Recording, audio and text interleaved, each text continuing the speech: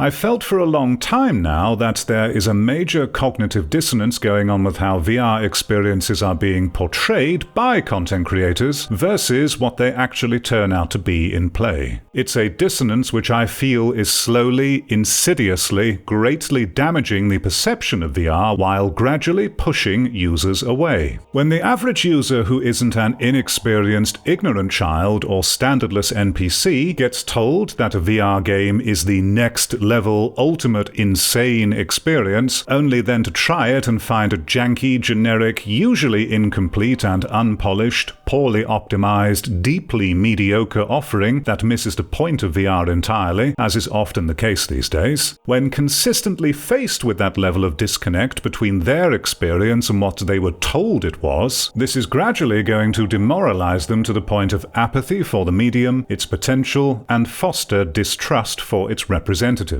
And in the end, their headset will gather dust, they won't believe or trust the impressions they hear anymore, and they'll walk away. This profound disconnect between how average at best VR experiences are being presented and recklessly hailed as something outstanding by irresponsible creators, while perpetuating a toxically positive feedback loop that praises anything for merely existing in VR and condemns those who hold higher expectations and reasonably demand better, is not going to help push the industry to make meaningful progress. I think it's just excusing and enabling its continued stagnation and regression. Looking through the trend of VR content in recent years, how it's been titled and how it's been presented to viewers, versus what the reality actually results in, it is overwhelmingly content that is exaggerated, toxically positive, and ultimately disingenuous hype farming and borderline false advertising, or tries to skirt that potential accusation of false advertising by just showing a recording of gameplay and sounding excited on comms all the time. My issue is that this entertainment is pretty much exclusively the only source of VR news, impressions, and state of the industry the user base has to inform them. Unlike flat screen, VR gaming has scant few sources of genuinely constructive critical feedback being given publicly by its influencers. It is extremely difficult and sometimes outright impossible to find sincere, well-thought-out feedback that calls out bad or lazy design while incorporating a clear framework of standards and expectations based on reasonable levels of provably attainable quality. The rare video that does explicitly state itself to be a review, I sadly find to be greatly lacking much of the time. The analysis given is barely there, if at all, and often meekly delivered, if it is, demonstrating little to no clear expectation or standards for quality, preferring instead to mention vague feelings about their experience playing and rarely ever clarify them or provide insight into the game design and why it has them feel as they do. And when you, as a viewer, stop a moment to process what is said, they're often sentiments that amount to little more meaning than, "This is good because I like it, and it is fun to play because it is good and fun." Any weaknesses, faults, or failures of design are rarely ever held to task, even if severely detrimental, and instead are usually pussyfooted around or not mentioned at all, or, if impossible to ignore, after being highlighted, will then be downplayed with flaccidly timid statements like, "It can be janky," or "It isn't the best implementation you've seen," or, if they're feeling particularly bold, "I don't think this works very well." But you can be quite sure that anything which alludes to a fault in design will always be followed up with the blanket conclusion of, "But it can still be fun." Because God forbid you express an actual strong stance on something, hold to it, and expect better, as if it couldn't get any more tepid than it already was. This uncritical, self-aggrandizing echo chamber in VR gaming content is going to end up cannibalizing itself if this trend keeps up. Typical VR content we watch to inform us has descended into an environment where I, as a viewer, have to be excessively, constantly on guard and do obscene levels of mental filtering through obnoxiously exaggerated titles, through to how much the content's footage and the commentary, if there is any, are at odds with one another. It's incredibly tiresome.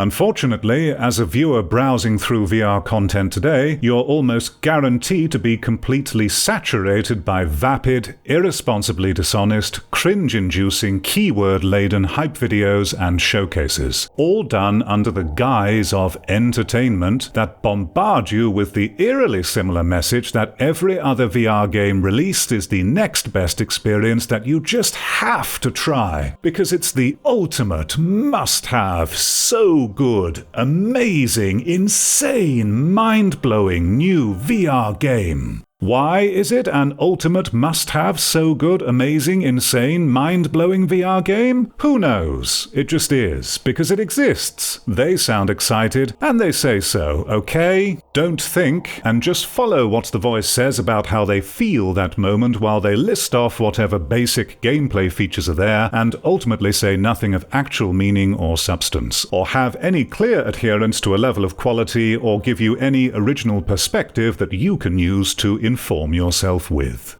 This thing is great. It's amazing. Don't expect me to say why. I'm excited. You should be too. Don't ask me why. Just give me the views, the comments, and get swept up in my endless hype. This, I feel, has become the expected norm to anticipate from VR content these days.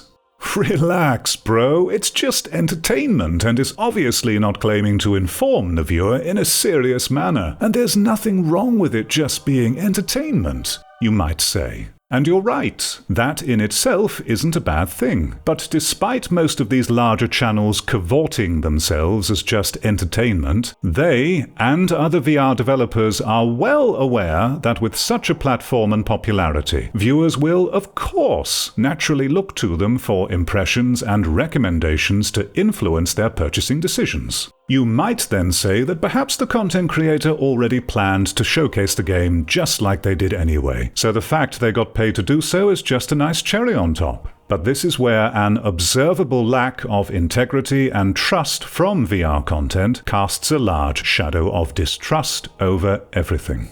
Another thing I want to make crystal clear is that I do not believe whatsoever, or am accusing any of the other VR content creators of deliberately contributing to the issue I'm talking about with genuine awareness of the larger consequences. Nor am I saying they have deliberate, conscious, sinister intent to deceive, exploit, or manipulate their viewerships. I really do not believe that. Instead, I get the impression they're just caught up in it all, messing around and surfing the trends with a proven formula they see others are doing that contributes to their immediate success, recognition, and growth, especially if they aim to make a living from that content, without considering the wider implications their combined influence may be having on the medium. Just like I do, they have their passion for VR tech, their desire to express themselves and share a perspective, and are along for the ride, no doubt enjoying that what they create gets mass approval on a global stage and can even earn them money and status.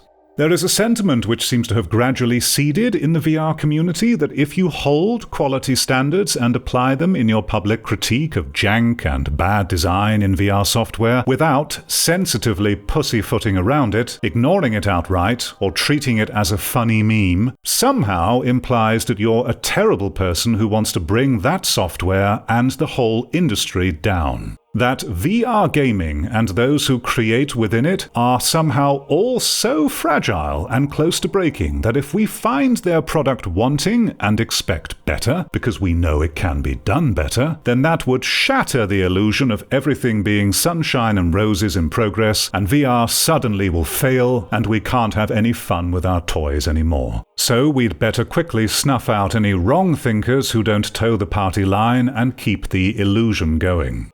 When it comes down to the most important question of all, can the average VR creator be trusted to not misrepresent or hype something to me as being better than it actually is, even if they're not sponsored by the thing they're hyping? The answer to that is no.